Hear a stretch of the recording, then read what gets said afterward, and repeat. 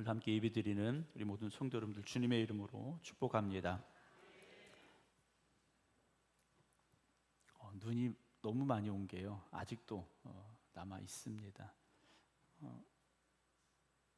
적당히 오면 좋을 텐데, 그렇지 않아서 좀 힘들고 어려운 일을 만나신 분들도 계십니다. 우리가 생각하는 대로 다 되지는 않습니다. 다 되지는 않지만 눈도 시간 지나면 녹습니다. 한겨울도 3월달, 4월달 되면 꽃이 피는 봄이 될 수밖에 없습니다. 우리에게 찾아오는 그 고난의 시간도 끝이 있음을 여러분 믿으시고 늘 기도하시고 하나님 앞에 감사함으로 살아갈 수 있는 우리 모두가 되기를 주님의 이름으로 축원합니다. 오늘 에스겔 33장 하나님께서 이제 에스겔에게 또다시 말씀하고 계신 장면이 기록이 되어지고 있습니다. 이스라엘 백성들의 그 당시의 상황은 지금 이미 이제 포로로 끌려온 지 10년이 넘고 12년째 되는 해였습니다. 강산이 변하고도 그들은 돌아갈 수 없는 처지에 있었던 상황이었습니다. 하나님께서 어찌 보면 절망하고 있는, 어찌 보면 자포자기할 수 있는 그런 그들에게 오늘 이 말씀을 주고 계시는데요. 2절 보면 인자여 너는 네 민족에게 말하여 이르라. 누구에게 말씀하시라고 합니까? 지금 포로로 끌려와 있는 이스라엘 백성들에게 주시는 말씀이에요. 이방 민족들이 아닙니다. 먼 미래의 후손들에게 주는 말씀이 아닙니다. 그 당시 그곳에 포로로 끌려온 이들에게 주시는 하나님의 말씀인데요. 내가 칼을 한 땅에 임하게 한다 하자 그 땅 백성이 자기들 가운데 하나를 택하여 파수꾼을 삼은 그 사람이 파수꾼이 한 명 등장을 합니다. 백성들이 있고 파수꾼이 있는데 그 땅에 칼이 임함을 보고 즉 전쟁이 일어납니다. 그때 파수꾼의 역할이 뭡니까? 나팔을 불어서 백성들에게 알려야 됩니다. 적군이 쳐들어온다고 알려야 돼요. 그러면 그 경고를 듣고 4절 나팔 소리를 듣고 어떻게 됩니까? 정신 차려야 됩니다. 야, 적군이 쳐들어왔어. 우리가 맞서 싸우자 아니면 빨리 피하자 선택을 하고 결정을 내리고 움직여야 되죠. 그런데 정신 차리지 아니하면, 경고를 듣고도 정신 차리지 아니하면 그 임하는 칼에 제거함을 당하게 될 것이다라는 거죠. 5절 그가 경고를 받았던들 자기 생명을 보존하였을 것이나 경고를 나에게 주는 경고로 받아들였다면 생명을 보존했을 것입니다. 그런데 아니랬다라는 거죠. 경고가 들려왔는데도 무시했다라는 겁니다. 그럼 누구 탓입니까? 자기 탓이죠. 경고가 들려왔는데 무시한 건 자기 탓입니다. 요즘은 그 자동차를 운전하다 보면 타이어 공기압이 이게 떨어지고 있으면 경고등이 들어옵니다. 이걸 무시하고 또는 못 보고 계속 달리면 어떻게 되겠습니까? 펑크가 나거나 심하면 사고가 날 수도 있겠죠. 알려주고 있는데 무시해서는 안 됩니다. 하나님이 알려주시고 들려주시고 경고하실 때는 그대로 받아야 되고 깨달아야 되고 바꿔야 됩니다. 하나님의 말씀은요, 우리를 살리는 말씀이에요. 하나님의 말씀은 여러분들을 살리고자 주시는 말씀입니다. 여러분, 하나님의 부르심은 단순합니다. 하나님의 말씀은 어릴 때 아니에요. 우리가 하나님의 말씀을 들을 때 어렵다고 생각을 합니다. 물론 성경 말씀을 쭉 읽어가다 보면 이해하기가 조금 쉽지 않은 좀 의미가 깊이 담겨져 있는 말씀들도 분명히 있습니다. 그러나 듣고 나서 생각해 보면 간단합니다. 죄로부터 돌이켜서 의의 길로 나가라는 겁니다. 죄에서 돌이켜 의의 길로 나가면, 하나님 앞으로 나가면 생명을 얻는다는 말씀이에요. 그런데 우리의 완악한 심령이 어떻습니까? 하나님의 이 말씀을, 생명의 복음을 받아들이기보다는 여러 가지 인간적인 생각과 논리를 내세워서 하나님의 말씀을 거부하고 있다는 거죠. 목사님, 나도 그렇게 해야 되는 줄은 아는데, 하나님의 말씀에 그렇게 돼 있으니까 내가 꼭 그렇게 하긴 해야 되는데, 그런데 왜 안 하고 왜 못 하느냐라는 거죠. 우리의 생각이, 우리의 마음이 하나님의 말씀을 받아들이지 않기 때문이라는 겁니다. 말씀을 받아들여야 되죠. 경고로 받아들여야 되고 우리를 살리는 말씀으로 들어야 되죠. 그러면 그 말씀에 순종하며 살아가야 됩니다. 하나님의 마음은요, 우리가 멸망당하기를 원하시는 마음이 아니에요. 하나님의 자녀된 여러분들도, 그리고 세상의 사람들도, 죄를 지은 사람들조차도 하나님은요, 회개하고 하나님의 은혜로 돌아와서 생명 얻기를 원하고 계시다라는 거죠.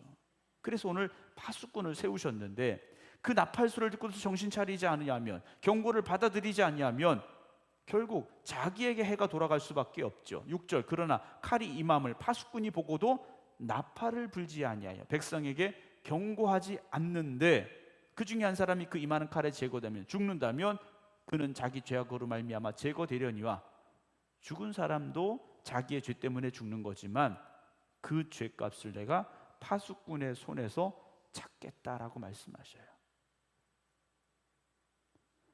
오늘 하나님께서 왜 이 말씀을 하시느냐? 7절에 설명이 나옵니다. 인자야, 내가 너를 이스라엘 족속의 파수꾼으로 삼음이 이와 같다라고 말씀을 하셔요. 하나님께서 에스겔에게 지금 계속해서 말씀하시는 이유는 에스겔의 사명이 뭡니까? 파수꾼이라는 거예요. 누구에게 외쳐야 됩니까? 이스라엘 백성들에게 외쳐야 돼요. 그 이스라엘 백성들은 누굽니까? 지금 나라가 망해서 포로로 끌려와 있는 이들이에요. 포로로 끌려와 있는 이들에게 하나님의 말씀을 외치라는 겁니다. 그런즉 너는 내 입의 말을 듣고 나를 대신하여 그들에게 뭐 하라고요? 경고하라고 말씀하십니다. 지금 포로로 끌려온 이들이 하나님의 경고를 들어야 될 사람들이라는 거죠. 그렇다면 이들의 상황은 지금 어떤 겁니까? 하나님 보시기에 합당하고 하나님 앞에 의롭지가 않다라는 겁니다. 포로로 끌려왔는데도 여전히 뭐 하는 겁니까? 죄송한 표현입니다. 정신 못 차리고 있다라는 거죠. 나라가 망하고 먼 곳까지 포로로 끌려왔는데도 아직도 정신을 차리지 못하고 있다라는 겁니다. 8절, 가령 내가 악인에게 이르기를 악인아 너는 반드시 죽으리라 하였다 하자 네가 그 악인에게 말로 경고하여 그의 길에서 떠나게 하지 아니하면 그 악인은 자기 죄악으로 말미암아 죽으려니와. 경고를 들은 사람은 이미 죄인입니다. 경고를 들은 사람은 의인이 아니에요. 죄인인데 에스겔이 전하지 않으면 죄인은 죄 때문에 죽고, 에스겔은요 전하지 않은 죄로 말미암아 하나님의 심판을 받게 될 것이다라는 거죠. 9절, 그러나 너는 악인에게 경고하여 돌이켜 그의 길에서 떠나라고 하되 그가 돌이켜 그의 길에서 떠나지 아니하면 그는 자기 죄악으로 말미암아 죽으려니와 너는 네 생명을 보존할 것이다 라고 말씀을 하셔요. 경고했습니다. 경고했는데도 돌이키지 않아요. 여러분, 회개가 뭐라고 말씀드렸습니까?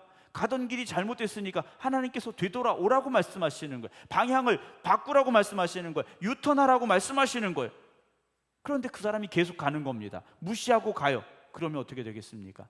자기의 죄악으로 말미암아 죽죠. 하지만 에스겔은 말씀을 전했으니 하나님께서 그 생명을 보존하시겠다 말씀을 하십니다.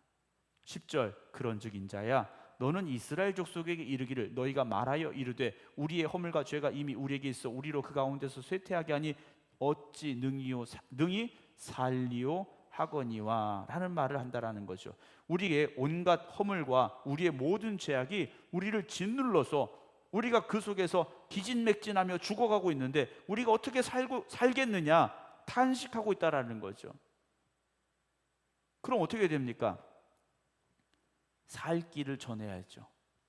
죽어가고 있는 그들에게 생명의 길을 알려줘야 되죠. 11절, 너는 그들에게 말하라 주 여호와의 말씀이니라 나의 삶을 두고 맹세하노니 나는 악인이 죽는 것을 기뻐하지 아니하고 악인이 그의 길에서 돌이켜 떠나 사는 것을 기뻐하신다라고 말씀하셔요. 하나님은요 악인이 죽는 것을 기뻐하지 않습니다.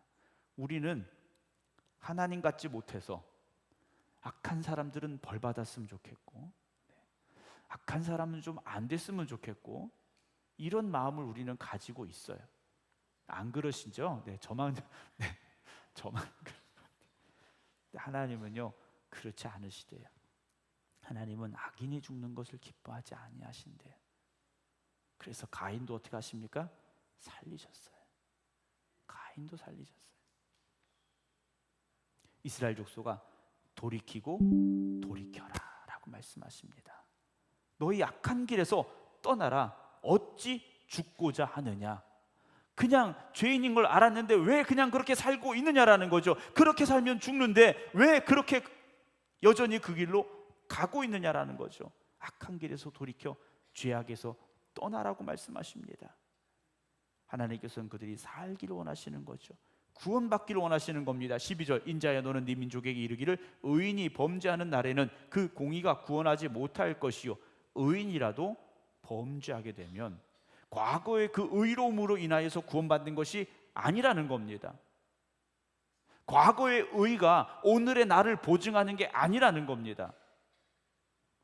악인은 돌이켜 그 악에서 떠나는 날에는 그 악이 그를 엎드러뜨리지 못할 것이다. 과거에는 악한 사람, 죄인이었을 수 있지만 그 사람이 돌이키면 과거의 죄가 그를 발목 잡지 못한다라는 거죠. 여러분, 신앙은요 늘 현재형입니다. 과거에, 옛날에 우리의 의로움, 우리의 어떤 열심, 여러분 그것을 지금 우리가 못하고 있다면 깨닫고 회개해야 됩니다. 목사님 그때는 젊었으니까. 그렇지 않다라는 거죠. 오늘 내가 할 수 있는 최선을 다하면 과거에 나에게 부끄럽지 않은 믿음을 오늘도 우리는 지켜갈 수 있는 겁니다. 그런데 우리는 어떻습니까? 여전히 자기 합리화에 익숙해 있다라는 거죠. 나는 형편이 그렇고, 나는 처지가 이렇고, 나는 몸이 아프고, 나는 상황이 안 좋고, 경제적인 문제가 있고, 가정에 어려움이 있고, 이런 것들로 우리의 믿음 없음을, 우리의 열심 없음을 합리화시키고 있다라는 거죠. 반면에 과거에 악한 죄인이었다 할지라도 하나님의 경고를 듣고 하나님의 말씀을 듣고 회개해서 돌이키면 하나님께서요 과거에 너 죄인이었잖아 묻지 않으신다라는 겁니다. 과거의 그 죄를 들고 하나님께서 네 죄가 여기 있다 말씀하지 아니하신다라는 거예요.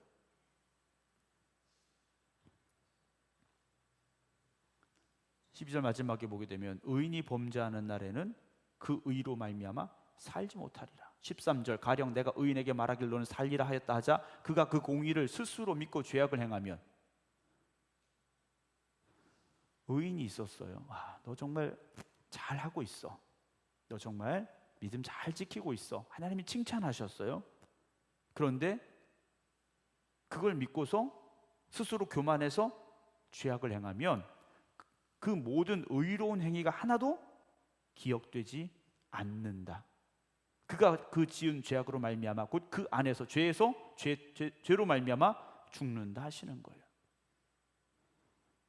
그래서 우리가요 옛날에 믿음 좋았는데 나도 옛날에 열심히 있었는데 여러분 이미 이건 우리에게 깨달을 시간을 주신 거예요. 하나님의 경고가 우리에게 들려진 겁니다. 우리도 알고 있는 거예요. 내가 예전만 하지 못하다는 걸 나도 알고 있는 거예요. 내가 과거처럼 열심히 없다는 걸 나도 알고 있어요. 그럼 어떻게 하라는 겁니까? 회복해야 되죠. 다시 회복하라는 겁니다. 한국교회가 예전에 뜨거움을 잃어버렸다? 다 알고 있어요. 다 얘기합니다.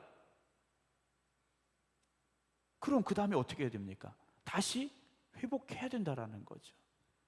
다시 그 신앙의 열정을 회복해야 되는 겁니다. 초대교회로 돌아가자. 첫사랑을 회복하라. 남 이야기가 아니라는 거죠. 우리의 이야기라는 겁니다. 우리에게 주시는 경고의 말씀이라는 거죠.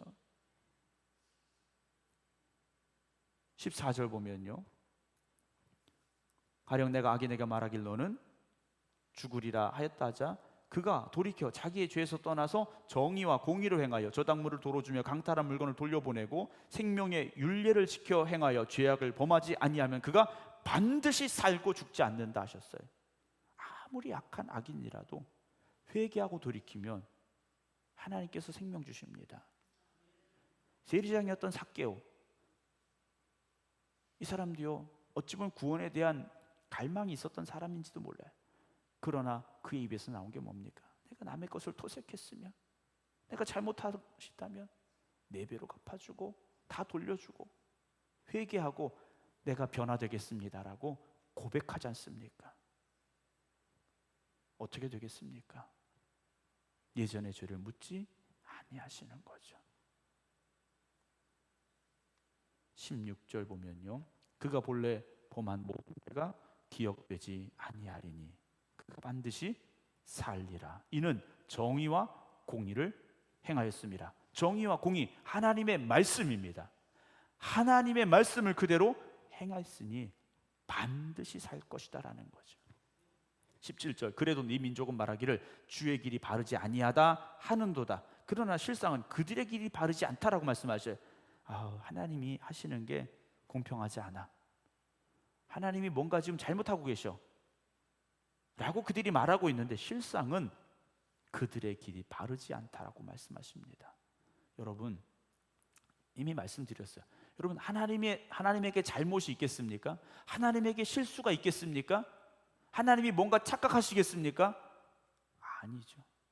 하나님 절대 실수가 없으십니다. 하나님에게는요, 실수가 없어요. 하나님이 착각하실 리가 없어요. 근데 우리는 그렇게 생각하고 있다라는 거죠. 하나님 이거는 잘 모르시나 봐. 하나님 이거는 좀 실수하신 것 같아. 그게 아니라는 거죠. 내 생각이 잘못됐고 내 마음이 잘못됐고 내 삶이 지금 잘못되어 있는데 우리는요, 내 길이 바르고 하나님의 길이 잘못됐다고 착각하고 있다라는 겁니다. 18절, 만일 의인이 돌이켜 그 공의에서 떠나 죄악을 범하면 그가 그 가운데서 죽을 것이고, 똑같이 말씀하셔요. 만일 악인이 돌이켜 그 악에 떠나 정의와 공의대로 행하면 그가 그로 말미암아 살리라. 그러나 너희가 이르기를 주의 길이 바르지 아니하다 하는도다. 이스라엘 족속아, 나는 너희가 행한 대로 심판하리라 하셨다라고 말씀하십니다. 하나님께서는요, 행한 대로 내가 갚아주마. 너희들이 행한 대로 나는 그대로 한다라고 말씀을 하고 계셔요. 이스라엘 백성들이 하는 말이 뭡니까?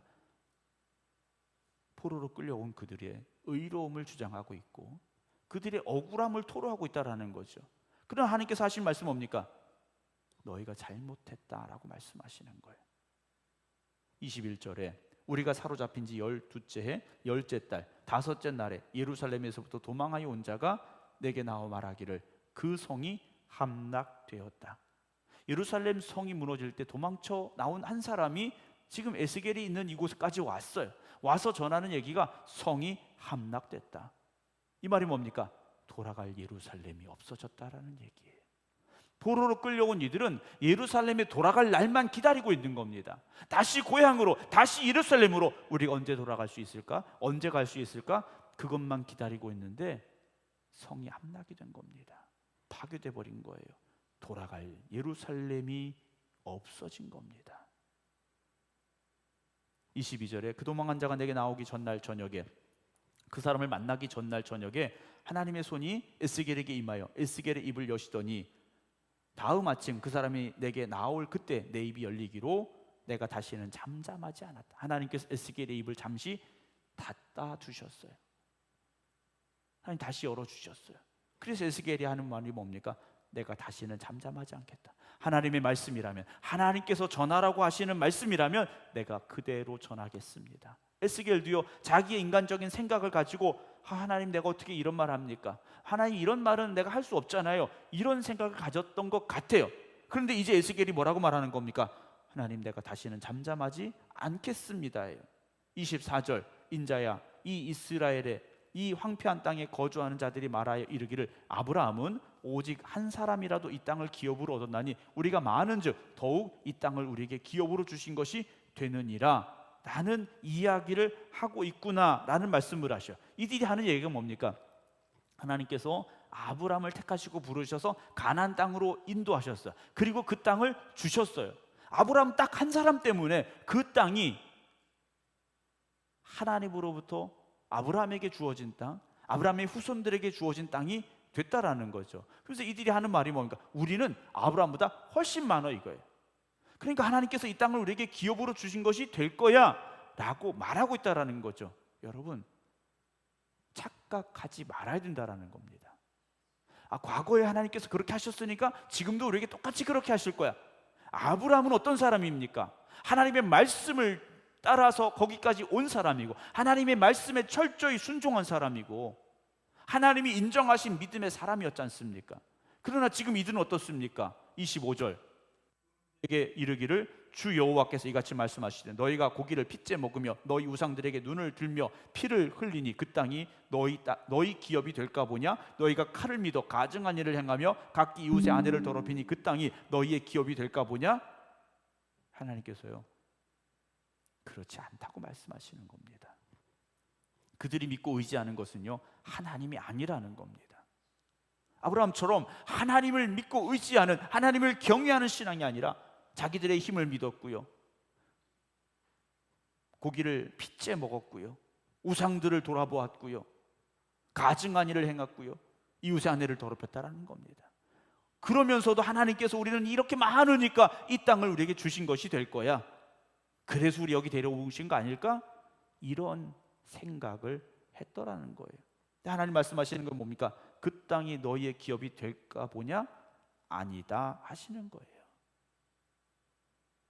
27절입니다. 너는 그들에게 이르기를 주 여호와께서 이같이 말씀하시되 내가 나의 삶을 두고 맹세하노니 황무지에 있는 자는 칼에 엎드러뜨리고 들에 있는 자는 들짐승에 넘겨 먹히게 하고 산성과 굴에 있는 자는 전염병에 죽게 하리라. 내가 그 땅이 황무지와 공포의 대상이 되게 하고 그들의 그 권능의 교만을 그치게 하리니 이스라엘의 산들이 황폐하여 지나갈 사람이 없다라고 말씀하십니다. 하나님께서요, 황무지와 폐허로 만들어 버리시겠다라는 거죠. 아무리 적과 꿀이 흐르는 가나안 땅이라도 하나님께서 그렇게 하시면 그렇게 되는 겁니다. 여러분, 소돔과 고모라가 그렇지 않았습니까? 아브라함과 롯이 봤을 때요, 거기만한 땅이 없었습니다. 그런데 하나님이 심판하시고 나니까 버림받은 땅이 될 수밖에 없었다라는 거죠. 다시 말씀을 드리면 오늘 우리가 서 있는 이 땅이 버림받은 것 같은 땅이라 할지라도 우리가 말씀 안에 바로 서고 하나님의 기쁨이 되어지면 그곳이 적과 꿀이 흐르는 땅이 될 수 있습니다. 근데 아무리 좋은 환경이라도 하나님 앞에 바로 서지 못하면 하나님께서요, 황무지가 황폐하게 하시고요, 쓸모없는 땅으로 만들어 버리신다라는 거죠. 더 심각한 말씀이요, 30절 인자야 네 민족이 담 곁에서와 집 문에서 너에 대하여 말하며 각각 그 형제와 더불어 말하여 이르기를, 이스라엘 백성들이 여기저기 모여서 에스겔에 대해서 말하고, 야 에스겔이 오늘은 하나님의 무슨 말씀을 우리에게 하려고 하는가 한번 들어보자 라고 모인다라는 거죠. 31절 백성이 모이는 것 같이 네게 나오며 내 백성처럼 내 앞에 앉아서 내 말을 들으나. 하나님 백성들처럼 하나님 말씀에 귀를 기울이고 에스겔의 입에서 나오는 말을 듣는 것처럼 앉아 있기는 한데 그대로 행하지 않는다라고 말씀하셔요. 하나님께서 에스겔의 입을 통하여서 하나님의 말씀을 전하게 하시는데 그들이 듣기는 듣는데 행하지 않는다는 거예요. 왜 그렇습니까? 이는 그 입으로는 사랑을 나타내어도 마음으로는 뭘 따릅니까? 이익을 따르기 때문이다 라고 말씀을 하십니다. 입으로는 아멘 아멘 하는데 현실에서는 자기들의 이익을, 자기들의 욕심을 따라 살고 있다라는 거죠. 32절에 그들은 네가 고운 음성으로 사랑의 노래를 하며 음악을 잘하는 자같이 여겼나니 네 말을 듣고도 행하지 아니한다 라고 말씀하셔요. 악기를 잘 다루고 노래 잘하는 그런 가수쯤으로 에스겔을 생각한다라는 겁니다. 그래서 설교자는 그렇게 보여줘서는 안 된다라는 거죠.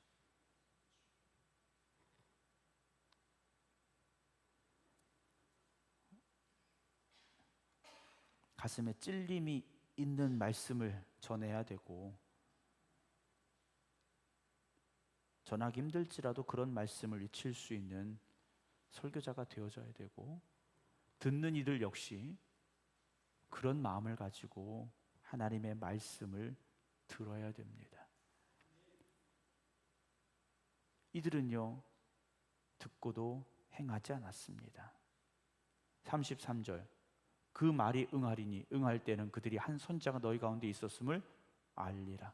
하나님이 경고하신 그 심판의 말씀이 반드시 이루어질 때 에스겔이 한 말이 정말 하나님의 말씀이었구나, 하나님께서 에스겔을 통하여 우리에게 주신 말씀이었구나 깨닫게 될 것이다 라는 것을 하나님께서 말씀해 주고 계십니다. 사랑하는 성도 여러분, 하나님 앞에서는요 숫자가 중요한 게 아닙니다. 그렇죠? 아브라함은 한 명이었지만 아브라함을 큰 민족이 되게 하셨고요, 지금 포로로 끌려온 이들은 많은 숫자였지만 하나님 앞에서는요 의미 없는 숫자였다라는 거죠. 저는 우리 생각교회 모든 성도 여러분들이 하나님 앞에서 아브라함과 같은 그 한 사람이 되시기를 주의 이름으로 축원합니다. 그리고 하나님의 말씀을 하나님의 말씀으로 들으시기 바랍니다. 하나님의 말씀은 우리에게 선택의 결정권을 주시는 건 아니에요. 물론 우리에게 자유의지가 있어서 아담과 하와처럼 선악과를 따먹을 수도 있고 안 먹을 수도 있죠. 그러나 하나님이 원하시는 건 뭡니까? 하나님의 말씀에 순종하고 따먹지 않는 거예요. 여러분, 우리가 하나님의 말씀을 선택하느냐? 그렇지 않습니다. 하나님의 말씀은 선포되어지는 겁니다. 우리에게 선택하라고 주시는 게 아니라 선포되어진 말씀이에요. 그럼 선포되어진 말씀은 어떻게 됩니까? 듣고 순종해야 됩니다. 우리에게 어떤 선택권이 있는 게 아니에요. 오늘도 하나님의 말씀만 붙잡으시기 바랍니다. 그리고 과거에 내가 뭐 잘했고 뭐 이랬고 이런 건 여러분 지나간 겁니다. 과거의 그런 화려함 여러분 지나간 거예요. 오늘의 우리가 어떤가를 뒤돌아보시고 내일의 우리는 어때야 되는가를 다시 한번 고민할 수 있는 저와 여러분 되기를 주님의 이름으로 축원합니다. 기도하겠습니다.